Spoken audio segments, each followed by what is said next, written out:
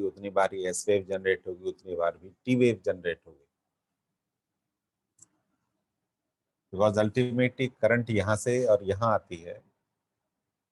तो हमेशा T wave, इसकी एक्टिविटी, एट्रिया की activity is followed by ventricle की एक्टिविटी।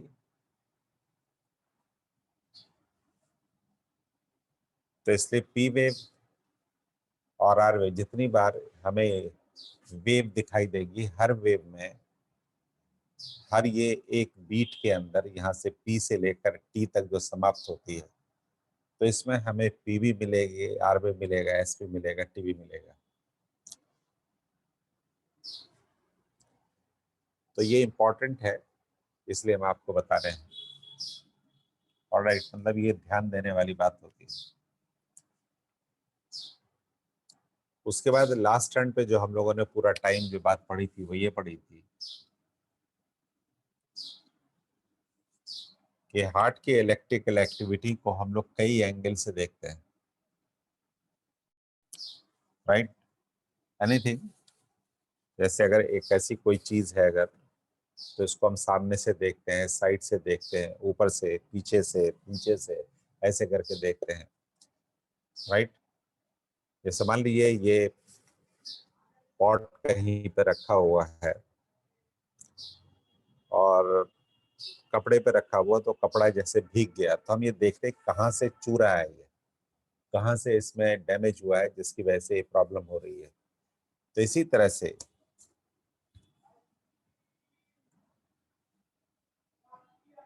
अगर हार्ट में कोई प्रॉब्लम हो जाती है, तो हार्ट के प्रॉब्लम की वजह से लोग जो परेशानियां बताते हैं कि साहब चेस्ट में पेन हो रहा है, या कमजोरी लग रही है, या सांस फूल रही है, या दिल घबरा रहा है, इस तरह की परेशानी आप लोग बताते हैं, और हम मरीज को एग्जामिन करते हैं, और एग्जामिनेशन में हमें पता चलता है कि, एग्जामिन करने का मतलब जैसे हम स्टेथोस्कोप से बीपी नाप के, मरीज की नब्ज देख के, बीपी देख के, और स्टेथोस्कोप से दिल की आवाज को सुनकर, धड़ धड़ को जो आवाज होती है उसको सुनकर हम ये अंदाजा लगाते हैं कि ये प्रॉब्लम हार्ट की है, हार्ट में गड़बड़ हुई है। तो ये जानने के लिए कि किस प्रकार की गड़बड़ है और उसका स्रोत कहाँ पे है, कहाँ पे हो रहा है, गड़बड़ी है कहाँ, इसको जानने के लिए हम हार्ट को कई एंगल से देखते हैं।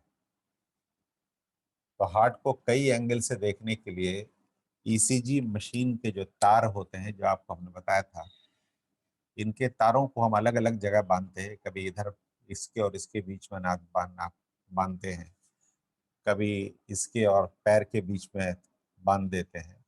तो बेसिकली हम लोग हार्ट को डिफरेंट एंगल से देख रहे हैं, कि हम देखना चाहते हैं कि हार्ट में प्रॉब्लम है कहाँ पे। तो वो लास्ट टर्न पे हम लोगों ने पढ़ा था लीड्स।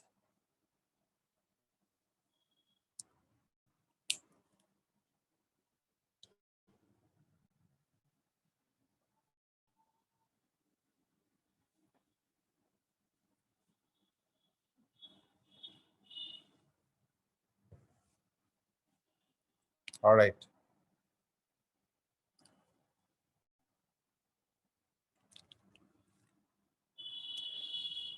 तो हम लोगों ने पढ़ा था कि हार्ट को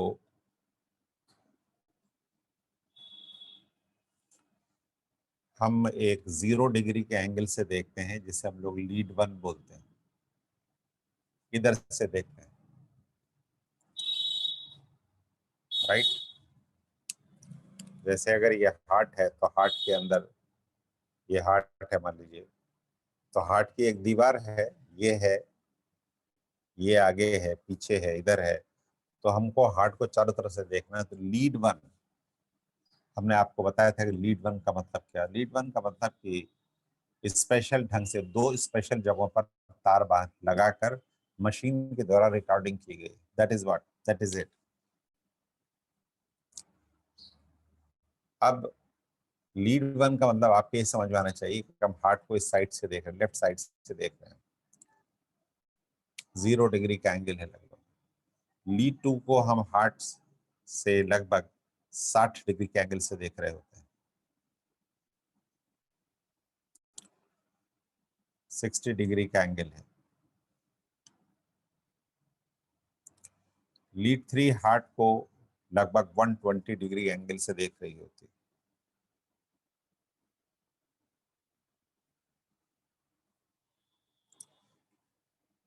राइट।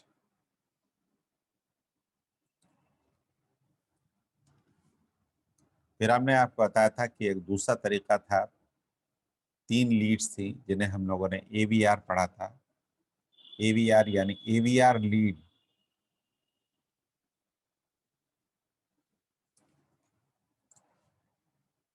राइट, ये हार्ट को जैसे राइट शोल्डर से देखती है।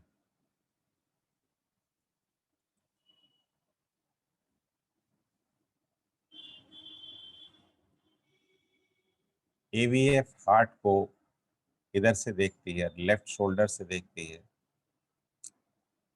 मतलब इस पोर्शन को सरफेस पर और अंदर तक देखती है। देखती का मतलब अंदर जो इलेक्ट्रिकल एक्टिविटी है वो रिकॉर्ड कर देती है। देखने का मतलब ये है। एवीएफ ये एवीएल कहलाता है। एवीएफ हार्ट को यहां से देखता है, फुट से देखता है।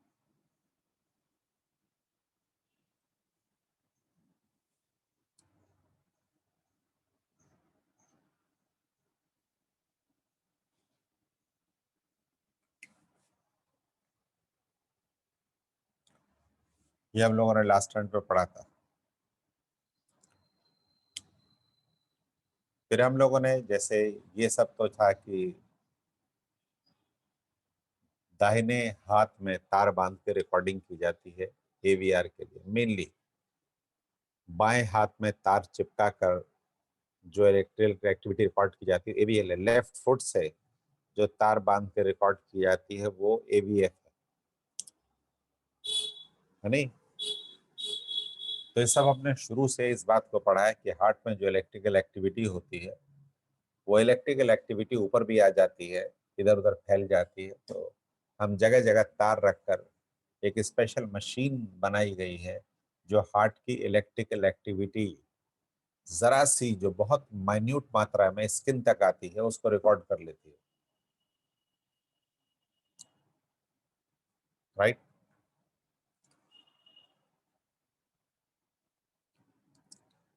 तो हार्ट को इस तरह से इसकी एक्टिविटी को रिकॉर्ड किया जा रहा है कि इधर से क्या एक्टिविटी हो रही है, इधर से देख लिया क्या एक्टिविटी है, इधर से इधर से इधर से। अब हम ये भी देखते हैं एक तरीका कि यहाँ यहाँ क्या हो रहा है आगे की तरफ, और इसी से हमें पता चलता है कि पीछे क्या हो रहा है। इसके लिए हम जो लीड प्लेस करते हैं, तो आपको बताया था कि वो लीड यहाँ प्लेस की जाती है, यहाँ प्लेस की जाती है, यहाँ प्लेस की जाती है, यहाँ प्लेस की जाती है, यहाँ प्लेस की जाती है, यहाँ पे 6 लीड लगाते हैं हम लोग। V1, V2, V3, V4, V5 and V6।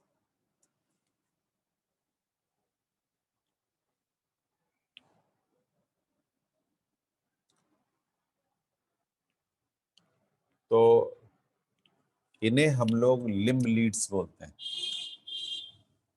इन्हें हम लोग ऑगमेंटेड लीड्स बोलते हैं। ए का मतलब है ऑगमेंटेड। इन्हें हम लोग लिम्ब लीड्स बोलते हैं।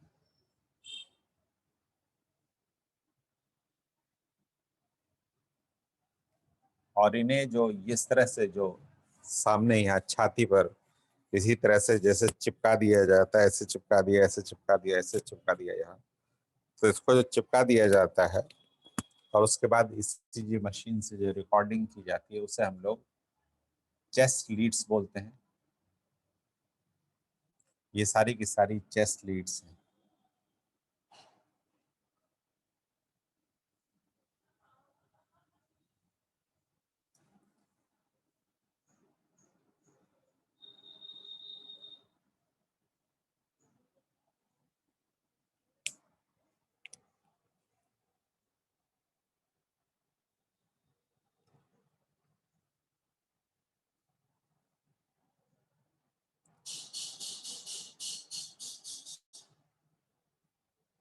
ऑलराइट,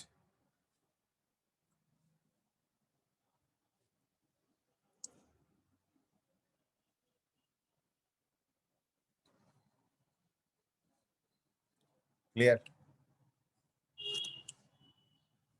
तो हमें जब ईसीजी की रिकॉर्डिंग हम लोगों को मिलती है, जब ईसीजी रिकॉर्डिंग होती है तो हमें, जैसे अगर हम V1 की रिकॉर्डिंग बनाएं तो V1 की रिकॉर्डिंग हमें इस तरह से मिलती है।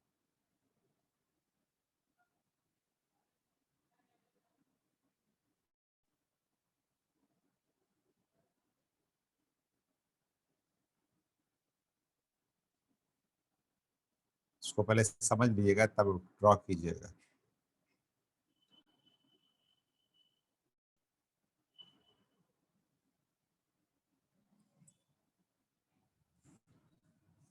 हमने आपको ये भी बताया था कि if we take it as a triangle, तो ये वाला, ये जो एरिया जो होता है, यहाँ पे जो करंट होती है वो मोस्टली नेगेटिव होती है, यहाँ पे पॉजिटिव होती है। तो V1 में की रिकॉर्डिंग जो होती है वो, इसमें आर वेव अक्सर एस वेव नहीं, ऑलवेज एस वेव की जो डेप्थ होती है वो आर वेव से ज्यादा होती है। कम ये कम होता है, जैसे हम आर से दिखा देते हैं, यानी ये थोड़ी छोटी होती है इससे। इस बात पे ध्यान दिया जाता है, बिकॉज अगर ये लंबी हो गई और ये छोटी है तो ये अब नॉर्मल है, ये किसी बीमारी की अलामत होती है, आगे हम लोग पढ़ेंगे। V2 के अंदर भी लगभग ऐसा ही होता है कि V2 में भी R wave is smaller as compare to the S wave.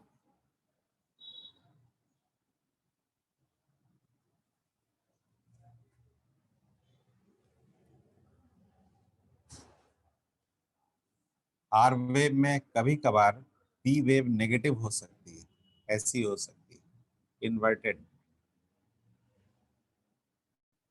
अगर ऐसा भी है तो this will also be normal.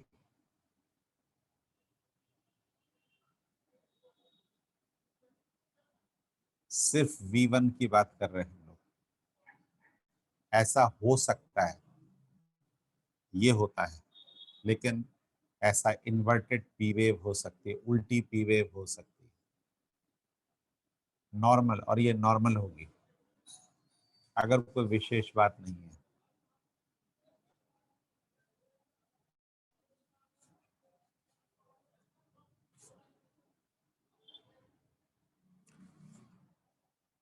तो V1 की बात हुई, V2 की बात हुई,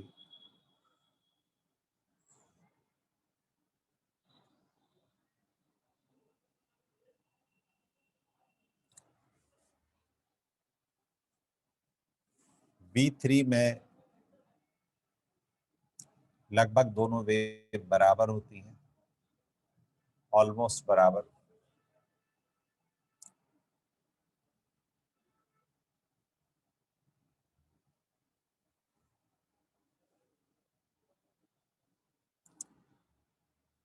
V4 में there is definite R wave is taller, R wave ज्यादा लंबी होती है।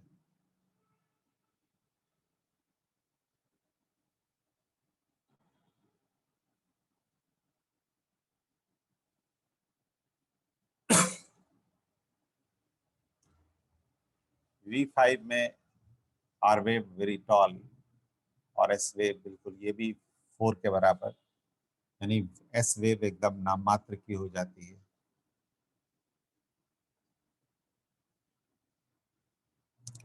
इसमें और इसमें बहुत ज्यादा फर्क नहीं होता, लगभग आसपास की है। जैसे आपने देखा कि चेस्ट पे भी दोनों एकदम आसपास लगी हुई होती हैं, तो इसमें है।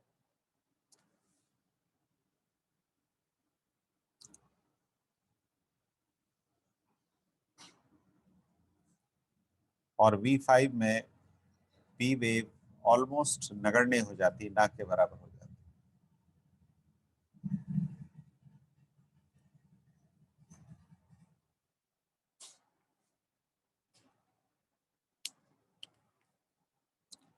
तो देयर इज अ वेरिएशन होता है।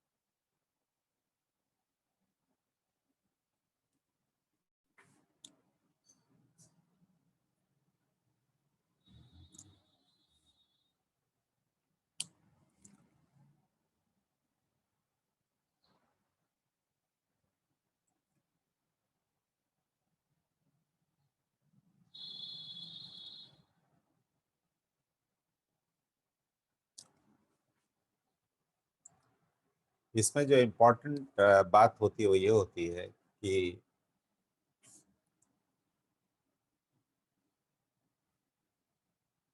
बाकी और जितने भी हैं, जैसे ये है V1 है, इसमें आर वेव ऐसी होती है। V2 है, ये ऐसी ही होती है।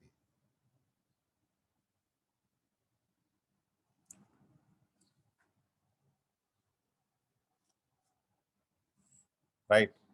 AVF है, इसमें भी लगभग ऐसी ही होगी।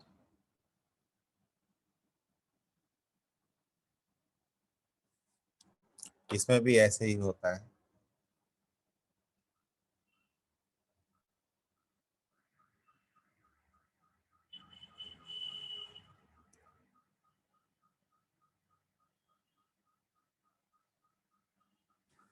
यानी हार्ट में जो इलेक्ट्रिकल एक्टिविटी होती है, यूं समझ लीजिए कि हार्ट को हम किसी भी एंगल से देखें, इनसे जैसे हम ऑगमेंटेड लिम्ब लीड से देखते हैं, ए जिसमें ए लगा, AVR, AVL, AVF ये लगा हुआ है, या लिम्ब लीड से देखें, जैसे लीड 1 ये लिखा है, लीड 2 लिखा है, लीड 3, तो हमें हार्ट की इलेक्ट्रिकल एक्टिविटी एक ही जैसी दिखाई देती है।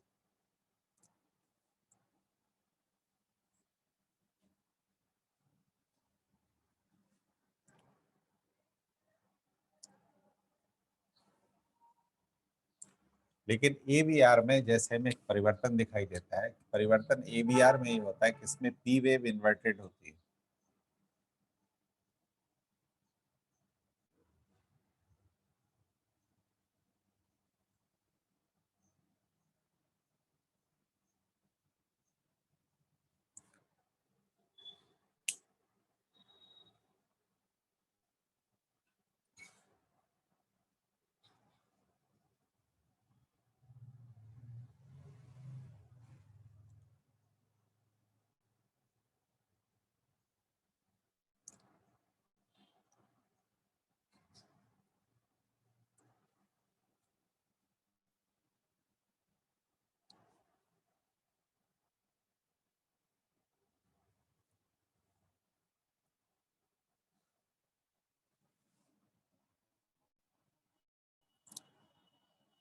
दीज और ये ये ये लगभग लगभग एक जैसी होती हैं, और सबके अंदर खास बात यह है कि सब में R wave is taller than the depth of the S wave.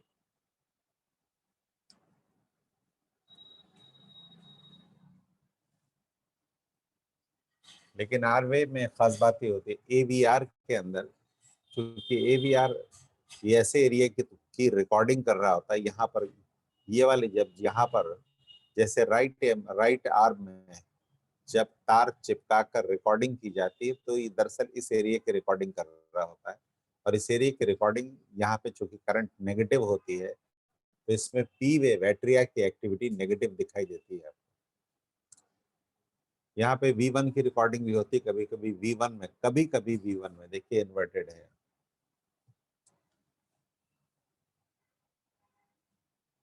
लेकिन इसमें ऑलवेज ये होता है।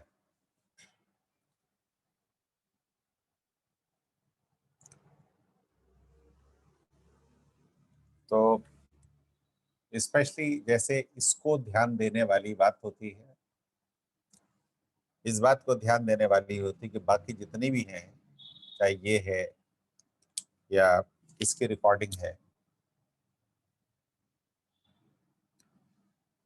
इन सब में आर वेव इज प्रोमिनेंट।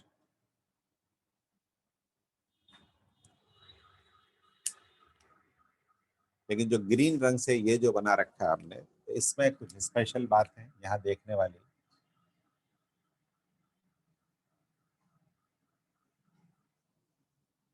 इसमें आर वेव का प्रोग्रेशन है कि आर वेव नेगेटिव से आर वेव छोटी से ऊंची होती चली जाती है और एस वेव का साइज छोटा होता चला जाता है।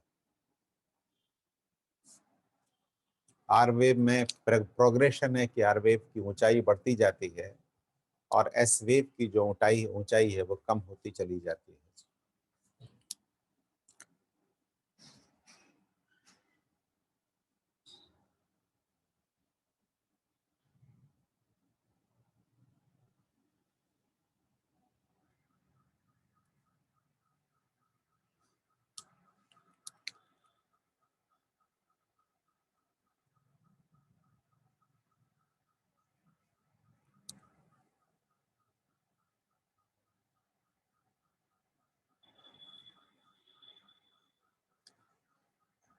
ऑलराइट,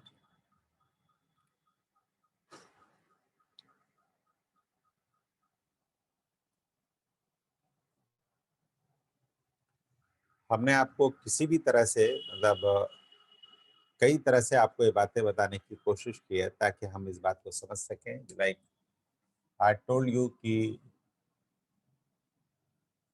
एक कमरा है, उसमें हम जैसे कोई टेलीस्कोप डालकर, कोई ट्यूब डालकर अंदर देखने की कोशिश कर रहे हैं, तो इधर से भी देखते हैं तो हमें कमरा वैसे ही दिखाई देता है। कभी हम यहाँ से देखते हैं, कभी इधर से देखते हैं, कभी इधर से देखते हैं, कभी इधर से देखते हैं। तो सब ये कमरा एक ही जैसा दिखाई देता है चाहे जिस भी एंगल से देखें। लेकिन कभी कभी कुछ एंगल ऐसे होते हैं कि कुछ पोर्शन उसमें कम दिखाई देता है, तो कुछ कुछ भिन्नता होती है। अदरवाइज अंदर जैसे कमरा है वो जैसा है वैसा दिखाई दे रहा है। तो हम हार्ट को किसी भी एंगल से देखें, हार्ट की इलेक्ट्रिकल एक्टिविटी एक ही जैसी होती है। कुछ भिन्नताएं हैं जिस पे आप ध्यान देने वाली बात है। तो उनमें से एक पॉइंट जिस भिन्नता को हम लोग देखते हैं, मतलब ये थोड़ा अलग है, ये दिखाई देना। दूसरा ये देखना कि यहाँ पर आर वेव, इस साइड में आर वेव, इनमें आर वेव कम होती है और धीरे धीरे ये आर वेव बढ़ती चली जाती है, ऊंचाई बढ़ती चली जाती है और एस वेव की डेप्थ कम होती चली जाती है।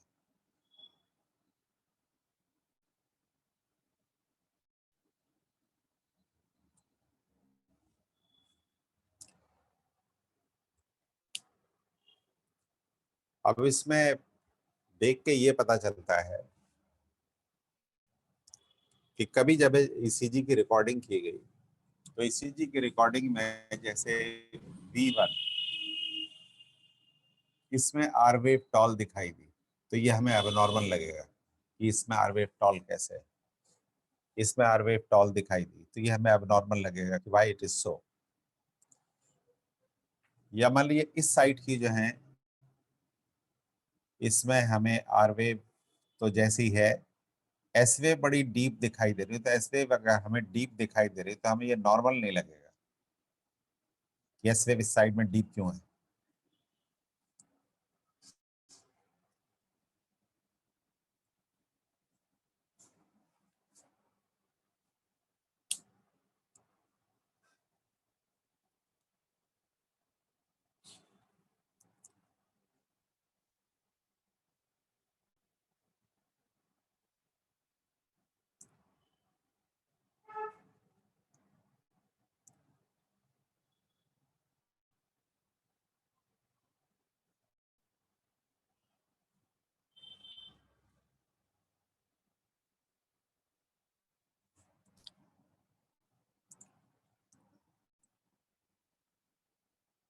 ऑलराइट,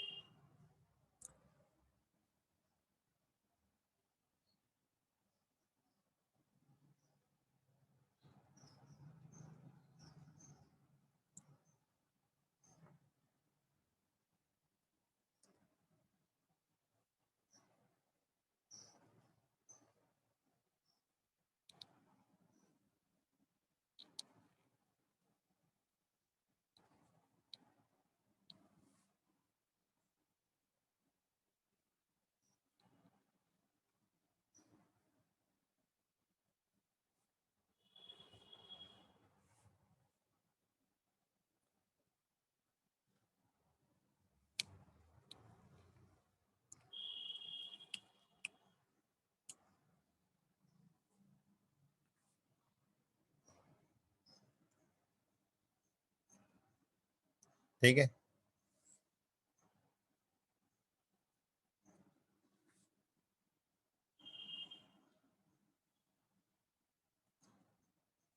तो इसका मतलब बेसिकली आप समझ गए होंगे कि अगर हम ये कहें कि किसी हार्ट में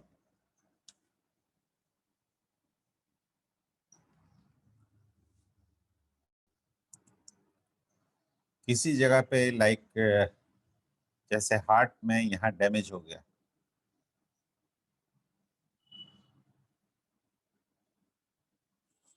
इससे हार्ट में डैमेज होने लगा, हार्ट में डैमेज हो गया, इससे हार्ट में पेन होने लगा।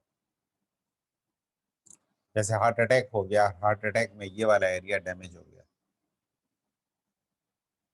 या कहीं पर भी डैमेज हो गया, इधर डैमेज, ऊपर डैमेज, इधर कहीं पर भी डैमेज हुआ। हम अगर ये कहें कि हार्ट अटैक अगर हो जाता है हार्ट में कहीं पर, तो जहां पर डैमेज होगा वहां का जो लीड रिकॉर्डिंग करेगा उसमें एबनॉर्मल दिखाई देगा। जैसे हम इसमें डैमेज नहीं बताते हैं, बताते हैं कि कहीं पे डैमेज है, इसमें there is damage in the heart somewhere.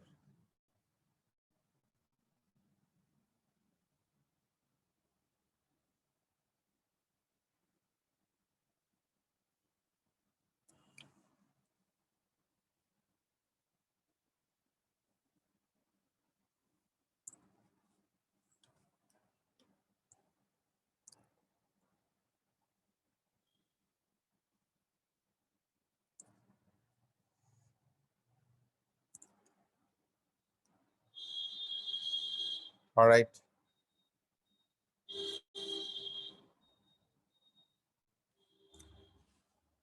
और हम ये कहें अगर कि हार्ट में अगर किसी जगह पे डैमेज हुआ है, तो उस जगह पर की रिकॉर्डिंग ईसीजी के द्वारा किया जाए, तो ईसीजी की रिकॉर्डिंग में जो नॉर्मल रिकॉर्डिंग होती है उसमें परिवर्तन आ जाएगा। जैसे ये नॉर्मल रिकॉर्डिंग है। अब हार्ट में जहां पर भी डैमेज हुआ होगा, तो मान लीजिए अगर हम ये कहते हैं कि उसमें, ये एग्जाम्पल उदाहरण के लिए है, जैसे उसमें टी वेव ये ऐसे हो गया, टी वेव उल्टा हो गया, समझ रहे हैं आप? ये उदाहरण के लिए हम बता रहे हैं आपको, तो इस पर कुछ सच्चाई भी है और कुछ उदाहरण भी है कि अगर हार्ट अटैक हो गया, हार्ट अटैक का मतलब हार्ट का कोई एरिया अचानक बीमार हो गया, तो ऑब्वियसली वहां की जो करंट है, तो आप सोच के देखिए कि जैसे अगर करंट एक पर्टिकुलर रास्ते से होकर जाती है, तो अगर वहां पे डैमेज हो जाए तो करंट को अपना रास्ता बदलना पड़ेगा। तो करंट को जब रास्ता बदलना पड़ेगा तो वेव नॉर्मल कैसे हो सकती है ना? कि जैसे हम हैं, हम किसी रास्ते से होकर, आपको हमें 50 उदाहरण देते हैं कि हम अपने घर से निकलकर, हमें मान लीजिए यहाँ तक जाना है, लेकिन यहाँ पर बड़ी घनी आबादी है, तो हम यहाँ से निकलते हैं, फिर गली में जाते हैं, फिर दूसरी गली में जाते हैं, फिर ऐसे जाना पड़ता है, फिर ऐसे जाना पड़ता है, ऐसे होते हवाते तब यहाँ पहुँचते हैं। अब मान लीजिए जो हमारे ऑफिस जाने का या दुकान जाने का जो रास्ता है जहाँ हम काम करते हैं, तो मान लीजिए यहाँ पे रोड टूटी हुई है, तो यहाँ पे एक दिन हम गए तो हमने देखा यहाँ की रोड टूटी हुई है, तो हमें अपने रास्ता बदलना पड़ा, इधर जाके इधर से होकर तब जाना पड़ा। तो इसका जो हमारा वेव फॉर्म था, डेली चलने का रास्ता था, तो डेली चलने का रास्ता ये था।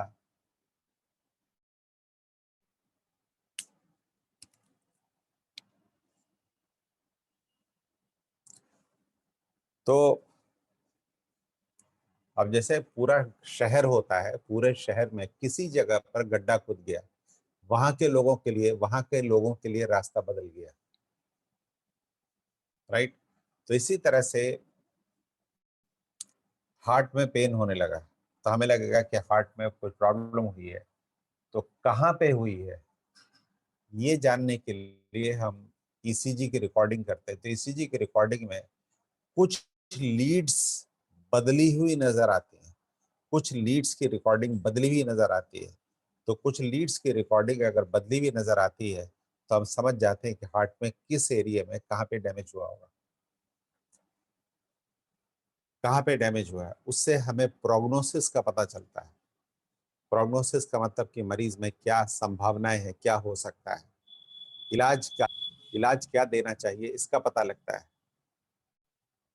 इमीडिएट इलाज में परिवर्तन क्या हो सकता है, या मरीज को इलाज में किस तरह का इलाज देना पड़ेगा, ये होगा। इमीडिएटली कैसा इलाज देना पड़ेगा, मरीज में क्या होने की संभावनाएं हैं, क्या हो सकता है इलाज देने के बावजूद। मरीज जब ठीक होकर अस्पताल जाएगा तब उसे किस प्रकार की दवाएं देंगे, इन सब का पता चलता है इससे, इन सब चीजों से। चलिए वो तो है, मतलब एक तो ये है कि ऑब्वियसली जब कुछ भी एक्सरे या ईसीजी या कोई जांच की जाती है तो एक्सरे ईसीजी जांच इसलिए होती है ताकि बीमारी का पता चल सके।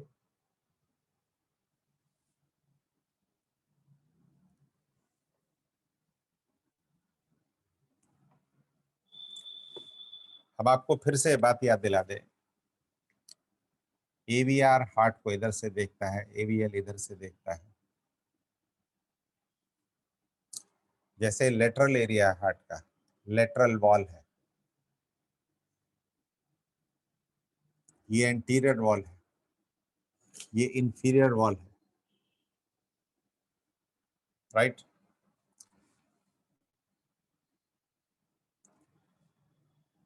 ठीक है,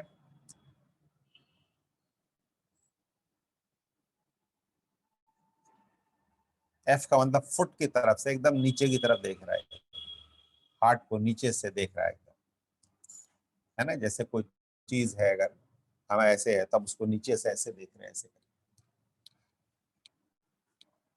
ये एवीआर है।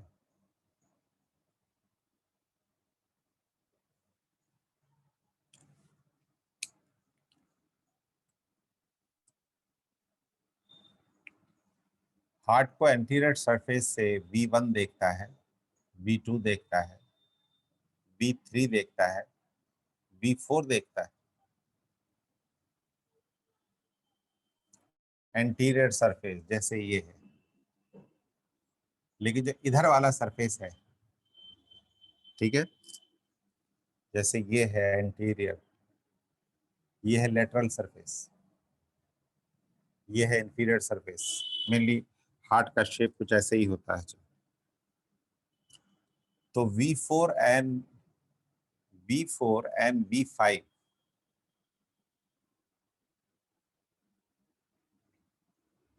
ये हार्ट के लेटरल सरफेस को देख रहे हैं, ये सब लेटरल सरफेस को देख रहे हैं।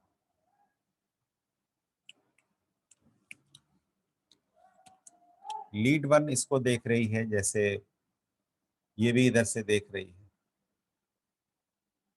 लिम लीड, राइट। ये अपेक्स से इस साइड से देख रही है,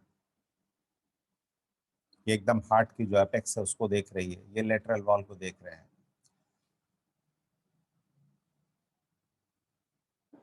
ये इधर से देख रहा है।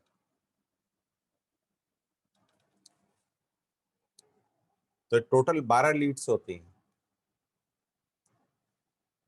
V4 V5 एंड सॉरी ये एंटीरियर है, V5 एंड V6 लेटरली देख रही होती, लेटरल।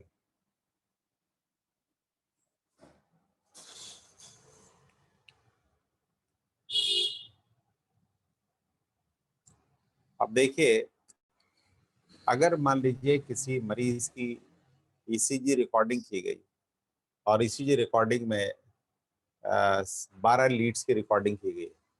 12 लीड्स का मतलब है कि तार को 12 पॉइंट से बांधा गया है और बांध कर चिपका कर और उससे ईसीजी की रिकॉर्डिंग की गई है। नहीं, जैसे किसी कमरे के अंदर हमने 12 पॉइंट से छेद करके कैमरा अंदर डाल के अंदर देखा है कि अंदर हो क्या रहा है।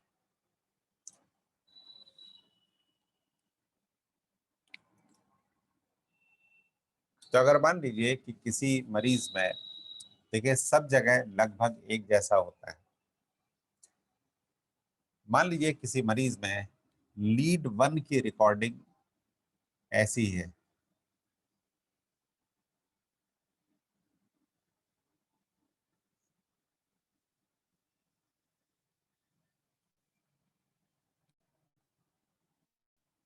लीड 2 की रिकॉर्डिंग ऐसी है।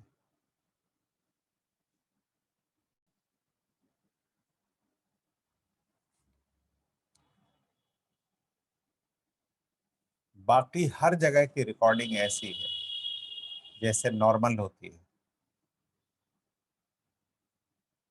हर जगह ऐसे ही आ रहा है। ये सब में लीड 2, लीड 1 में ऐसी है, लीड इसमें है, इसमें बाकी नॉर्मल आ रहा है। और इसमें भी V5 एंड V6 में भी ऐसा ही दिखाई दे रहा है।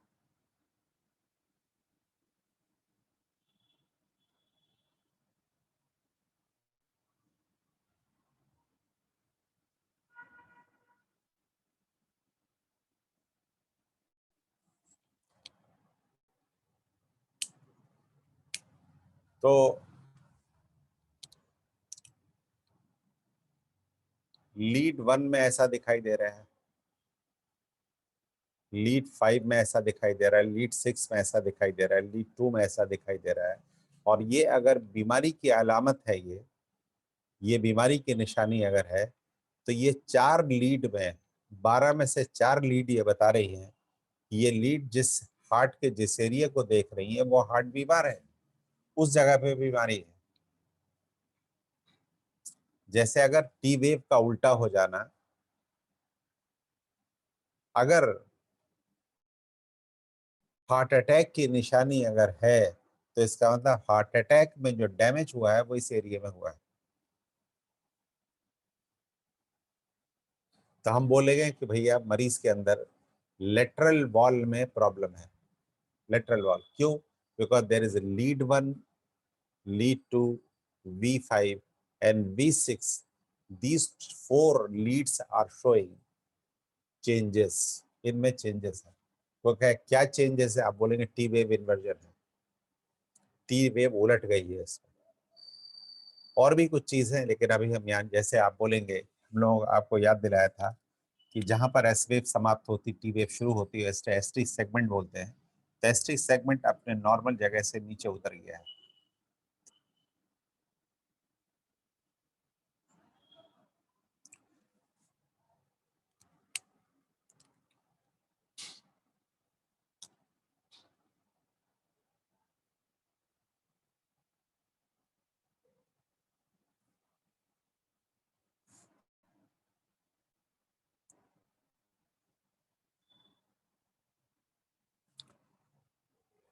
ऑलराइट, ये लीड 1 है, ये लीड 2 है, ये V5 V6 है। यहां से लेकर इनके बीच में यहाँ पे हार्ट डैमेज हुआ है। मरीज में जो अचानक छाती में दर्द हुआ है, हार्ट अटैक हुआ है, तो हार्ट अटैक में हार्ट का कोई एरिया डैमेज हुआ है, तो ये एरिया डैमेज हुआ है।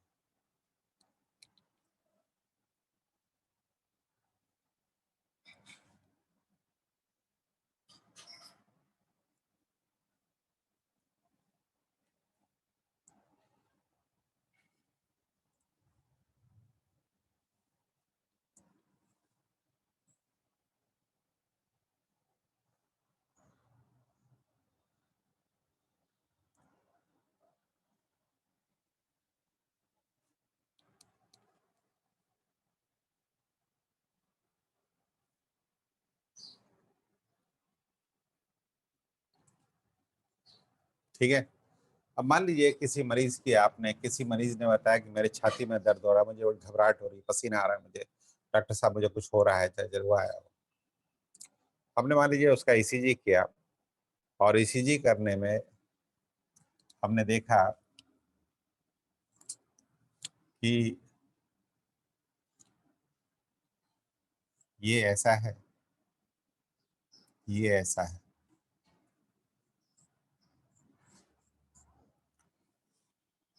लेकिन ये 5V5 एंड V6, इसमें ये दिखाई दे रहा है।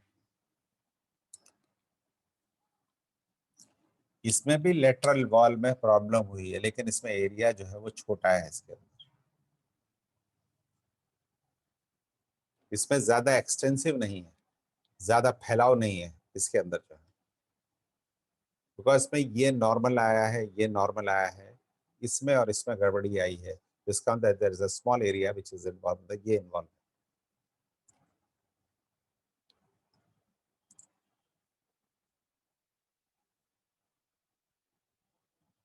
तो पूरी ईसीजी में लीड्स के बारे में बात होगी।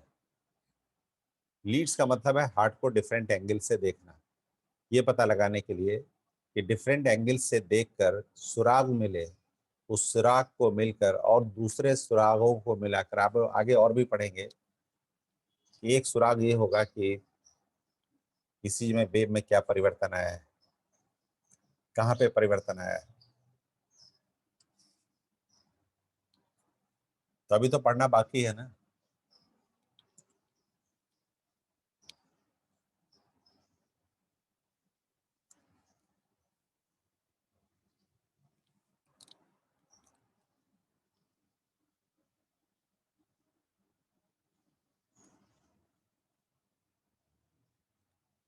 हमेशा हम आपको हमेशा ये बात बताते हैं, और फॉर योर ओन बेनिफिट, आपके फायदे के लिए,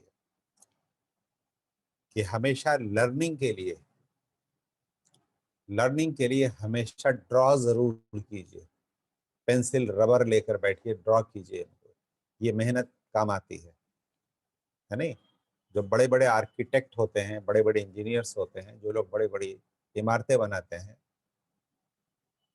वो जब पढ़ना शुरू करते हैं तो ऐसे ही पढ़ाई करते हैं, और वो बड़े बड़े आर्किटेक्ट बन जाते हैं तो भी डिजाइनिंग करते हैं जब वो, तो वो ऐसे ही डिजाइनिंग करते हैं। ये नहीं कि सीधा क्या फायदा, कहीं पे कोई राजमिस्त्री वाला जो है कोई काम कर रहा हो, उससे जाके देख लेंगे कि कैसे बना रहा है, हम भी ऐसे सीख जाएंगे। तो ऑब्वियसली राजमिस्त्री वाला काम सीखने से कोई आर्किटेक्ट नहीं बन जाता। तो कई बार हमें लगता नहीं कि हम यहाँ बना रहे हैं, अरे इससे क्या फायदा, सीधा गूगल पे गए ईसीजी देखने लगे, वहां दिमाग गर्म हो गया। बिकॉज अभी आप अगर देखेंगे मेन चीजों को अगर देखेंगे तो दिमाग तो गर्म हो गई हो।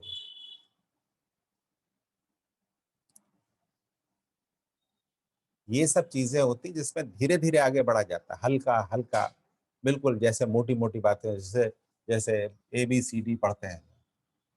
अगर बच्चे को अगर जो है सीधे ABCD पढ़ाने की बजाय जो है सीधे उसको शेक्सपियर की बुक किताब खोल रख दे, इसमें भी तो ABCD ही है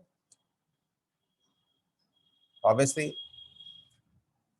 तो ये जो टेंडेंसी होती है, ये बहुत मुजिर होती है, बहुत ही हानिकारक टेंडेंसी है, कि जरा सा सीखने के बाद अपने आप को बहुत वो समझने लगना कि अब हम देखते हैं, नहीं समझ में आया तो अरे यार पता नहीं क्या पढ़ रहे हैं। राइट। और इसीलिए चाहे थ्योरी हो, चाहे इस तरह की चीज हो, हम आपको हमेशा ये बात सिखाते हैं कि पहले जिस तरह की इजी लैंग्वेज में हम लोग यहाँ पर पढ़ते हैं, जिस तरह से इजी इजी डायग्राम बनाते हैं, छोटी छोटी चीजें बनाते हैं, उनमें उनको समझने की कोशिश कीजिए। और आप इस बात को मान के चलिए कि जब हम अपनी लर्निंग के लिए बड़ी बड़ी किताबें या बड़े बड़े सर्चिंग करेंगे हम जो है, तो उसमें बड़े डिफिकल्ट प्रॉब्लम्स आएंगी, बड़े डिफिकल्ट ईसीजी होंगे, लेकिन उसमें पहले हम बिल्कुल सिंपल वाले ईसीजी देखकर उनको समझना सीखेंगे, और धीरे धीरे आगे बढ़ते चले जाएंगे। दैट इज वेरी इंपॉर्टेंट, है ना। जैसे अभी से हम जो कुछ भी पढ़ते हैं, क्लिनिकल पढ़ रहे हैं, तो क्लिनिकल की कौन सी किताब ले लें, तो ले लो हचीसन ले लो, लेकिन क्या पढ़ पाएंगे उसे, उसकी लैंग्वेज समझ पाएंगे, समझेंगे नहीं। बिकॉज मुद्दा ये है, इसीलिए हम आपको हमेशा ये सिखाते हैं, या हम नोट्स भेज दें अगर,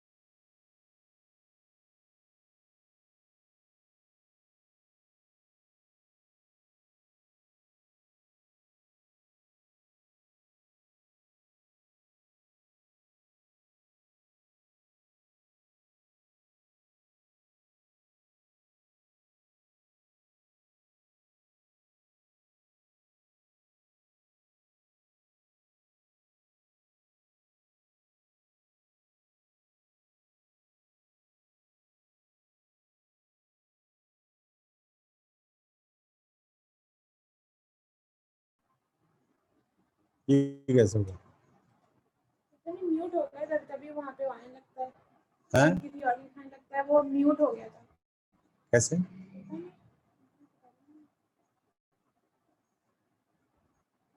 अब आ रही है आवाज?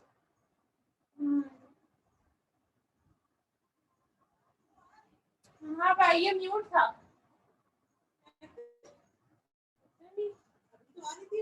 हाँ, वो एकदम से म्यूट हुआ तो वो उन लोग फिर आने लगी के बाद। ऑलराइट, आ रही है आवाज?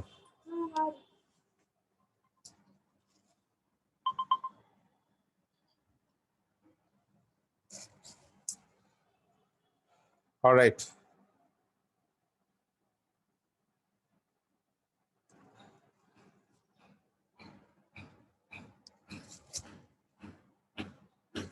तो अभी तक इतनी देर तक अगर हो सकता है तो एक आध मिनट आवाज ना आई हो। हम आपको ये सिर्फ इतना ही बता रहे थे कि शुरुआत हमेशा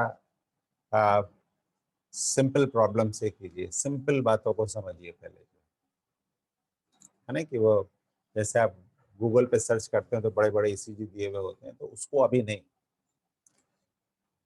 राइट। उनमें सिंपल वाले भी होते हैं, पहले सिंपल वालों को देख, धीरे धीरे देखना शुरू कीजिए, धीरे धीरे। अब तड़ से ये नहीं है कि देवले का मतलब परेशान नहीं होना है।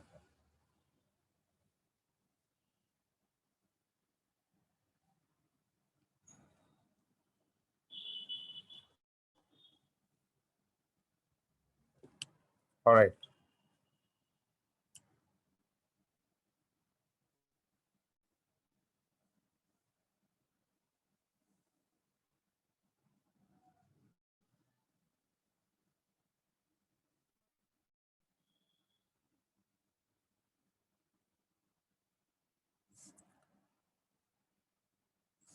तो आप जानते हैं कि हार्ट में चेस्ट लीड्स हैं।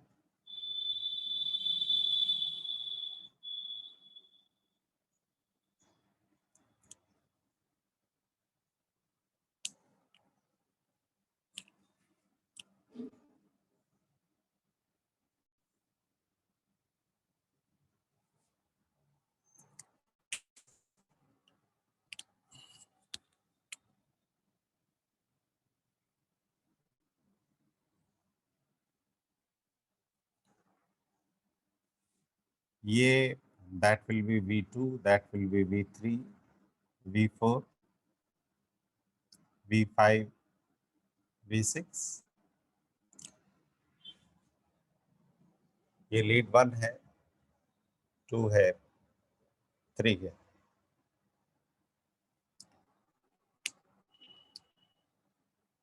ये AVF है।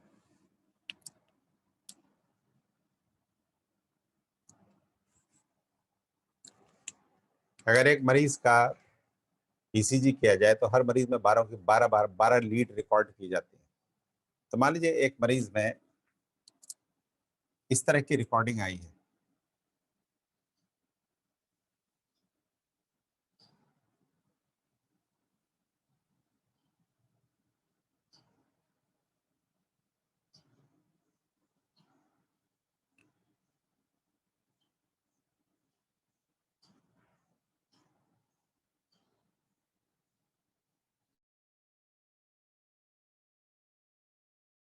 लीड 2 की रिकॉर्डिंग है, ये AVF की रिकॉर्डिंग है, और ये लीड 3 की रिकॉर्डिंग है।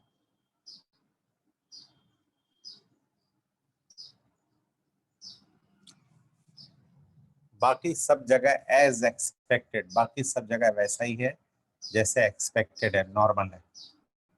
At all places, eight other places it is normal.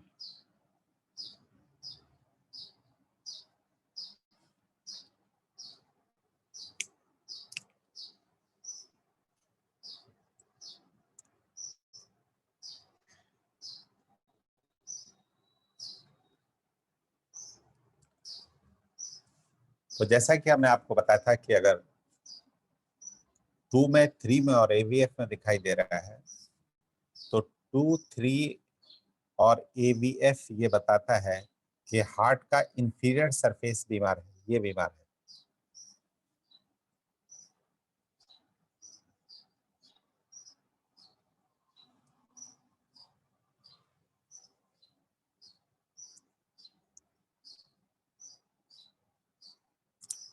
I hope कि अब आप समझ गए होंगे कि लीड्स का मतलब क्या होता है। कुछ और भी बातें, लीड से और भी बातें हम लोग पढ़ेंगे, लीड का जिक्र बहुत होगा। लीड का मतलब बार बार हम आपको बता रहे हैं कि looking at the heart from different angles.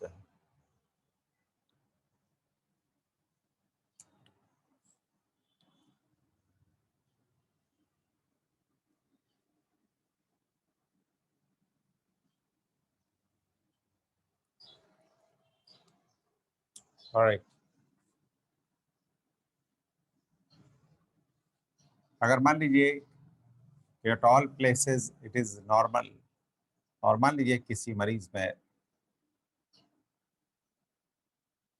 ये दिखाई दे रहा है,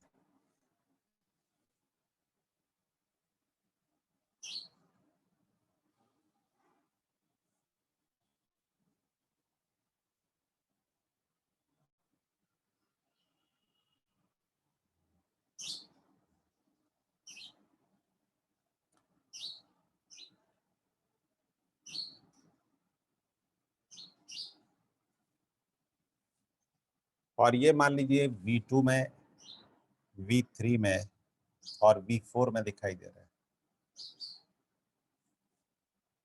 तो हम जानते हैं V3 V4 ये एंटीरियर वॉल है, एंटीरियर वॉल में गड़बड़ी है।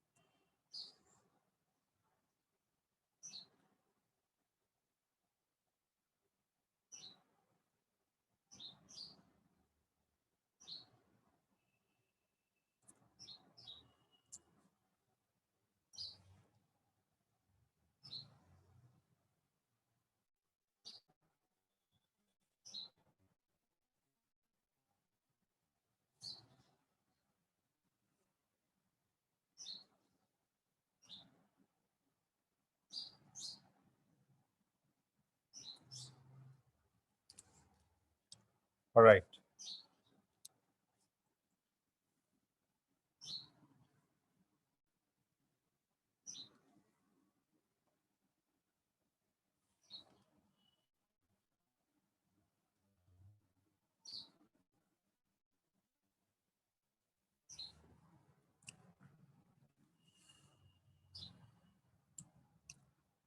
अब आपको लाइक ECG पेपर जो आपको हमने दिखाया था, बताया था, ECG पेपर जिस पेपर पे रिकॉर्डिंग होती है वो प्री कैलिब्रेटेड है। उस पर प्री कैलिब्रेटेड का मतलब जो पेपर बाजार में मिलता है उसे खरीद कर मंगाया जाता है और उसमें पहले से निशान बने होते हैं।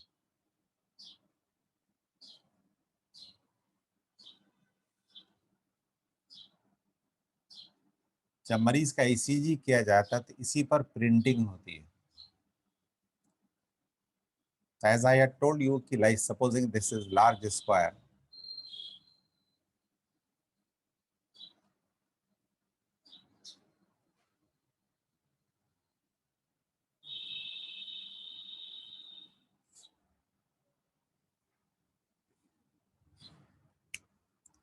this is large,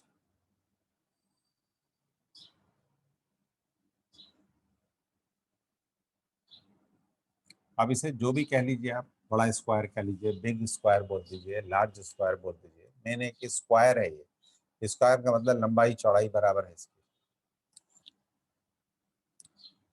then it has small squares,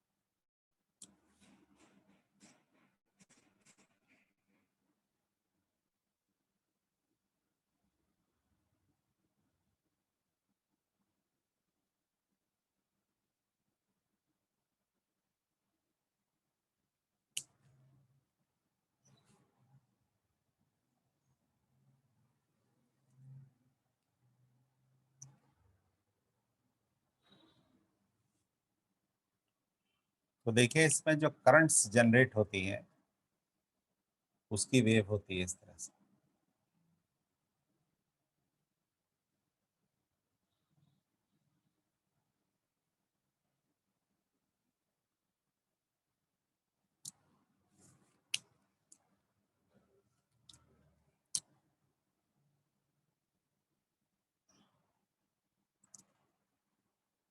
तो इसमें करंट दिखाई देती है कि करंट की मात्रा कितनी है। जैसे आर वेव बहुत टॉल है, इसका मतलब वेंटिकल के अंदर बहुत ज्यादा करंट जनरेट हो रही है। एस वेव जितनी ज्यादा डीप होगी, इसका मतलब जो अपोजिट वेंटिकल है उसमें ज्यादा करंट जनरेट हो रही है। It indicates the voltage, the current.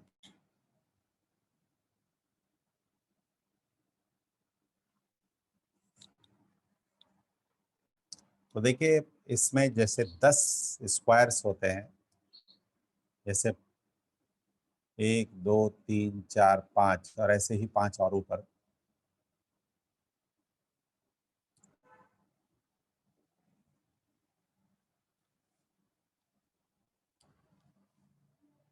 तो इसमें 10 स्मॉल स्क्वायर्स जो हैं ये 1 मिली वोल्ट इंडिकेट करते हैं। तो एक small square 0.1 millivolt indicate करता है। अब इससे हमें कोई लेना देना नहीं है, just for the sake of knowledge आप ऐसे बोल भी सकते हैं।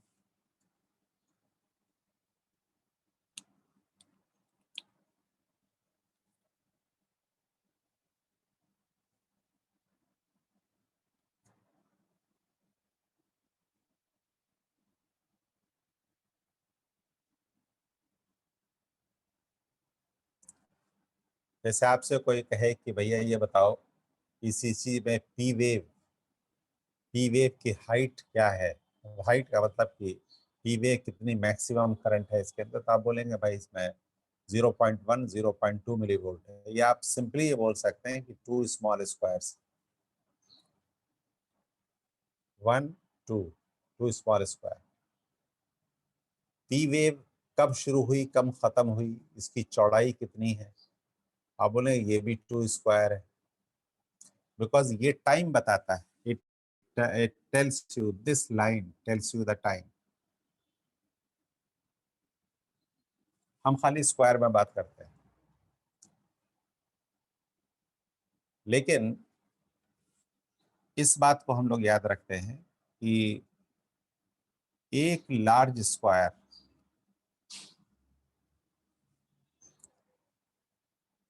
ये 0.2 सेकंड के बराबर होता है। इसका इंपॉर्टेंस है, थोड़ा सा इंपॉर्टेंस है, मतलब इंपॉर्टेंस तो बहुत है लेकिन हमारे लिए 0.2 सेकंड।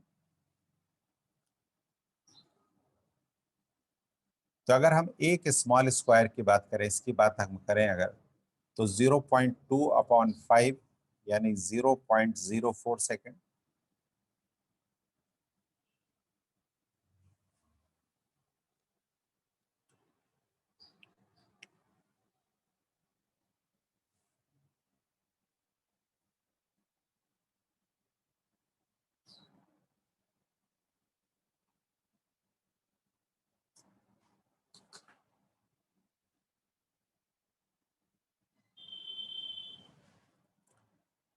ऑलराइट,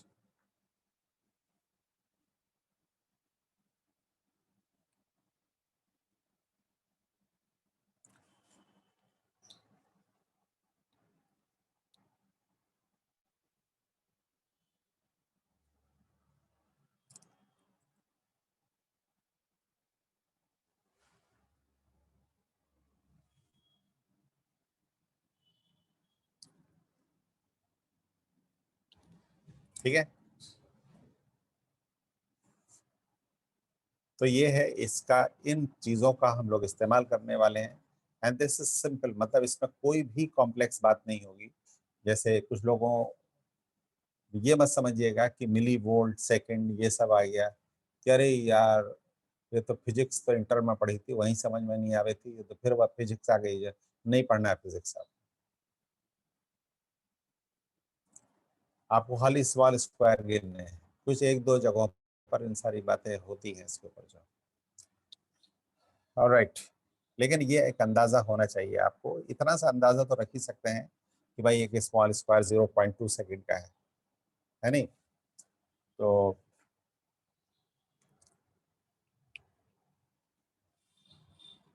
अब जैसे मान लीजिए कि ये पी वेव है, पी वेव यहां शुरू हुई, यहां खत्म हुई, तो इसकी चौड़ाई हमें पता लगाना होता है कि कितने स्मॉल स्क्वायर है, बिकॉज अगर ये बहुत ज्यादा नैरो है तो इसका मतलब ड्यूरेशन बहुत कम है इसका। तो ये बातें हम लोग पढ़ते हैं इसमें। इसी तरह से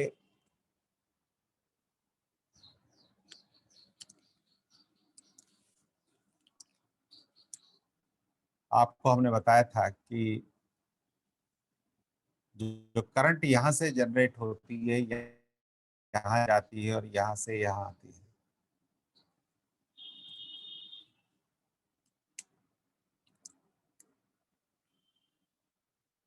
तो यहाँ पर जो करंट जनरेट होती है यहाँ, ये पी वेव कहलाती है।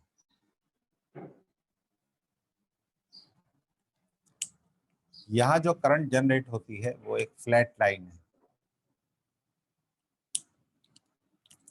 और इसकी जो करंट है इसकी, वो आर एस टी, ये वेव है।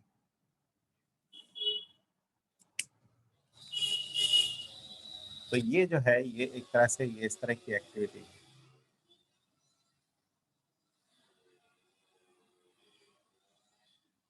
ये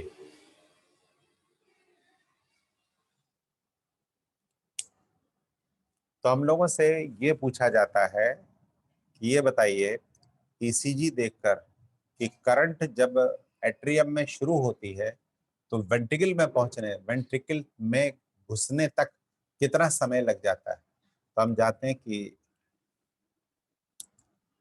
यहाँ शुरू हुई, यहाँ से वेंट्रिकल की एक्टिविटी शुरू हुई, बीच में 3 खाने हैं, 1 2 3। आप बोलेंगे 3 स्मॉल स्क्वायर, इतना समय लगता है। आप 3 स्मॉल स्क्वायर को आप सेकंड में तब्दील कर दीजिए।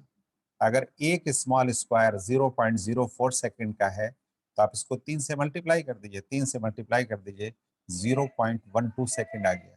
इसे पीआर इंटरवल कहा जाता है।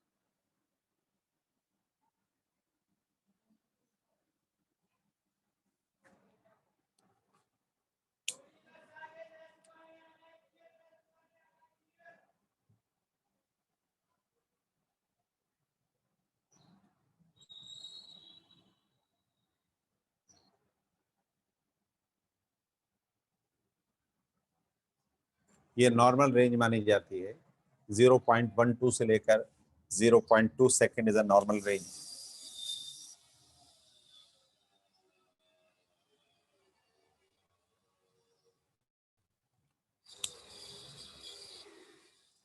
क्यों?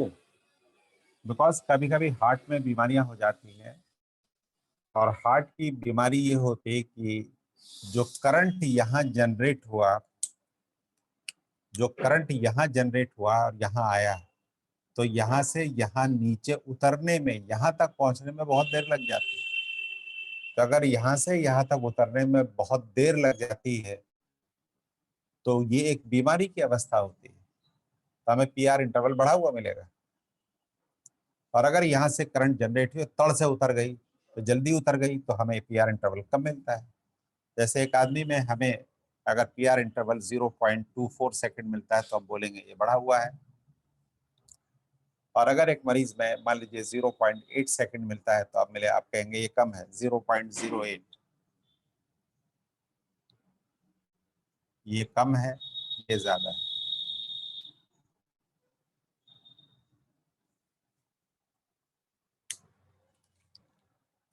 तो ये कैलिब्रेशन, इसका थोड़ा सा महत्व है, ये इसके बारे में हम लोग जानेंगे। ठीक है, तो ऑब्वियसली हमने आपको हमेशा ये बात बोली है, डोंट आगे आगे मत बढ़िए, जितना है उतना समझने की कोशिश कीजिए। ठीक है, आगे बढ़ के अपने आप कुछ सीखना चाहते हैं आप, तो उसमें देखो रोक ही नहीं है। उसके बाद तो एक पता इसे कहना चाहिए कि पूरा जमाना खुला हुआ है, पूरी किताब खुली है, बहुत कुछ है सीखने के लिए। लेकिन obviously when we start learning, तो we start learning from ABCD, ऐसे ही पढ़ते हैं, राइट। अगर हम ये सोचे कि पहले से हम कॉम्प्लेक्स वाले पढ़ लें, ये सब जान के क्या करेंगे, ठीक है।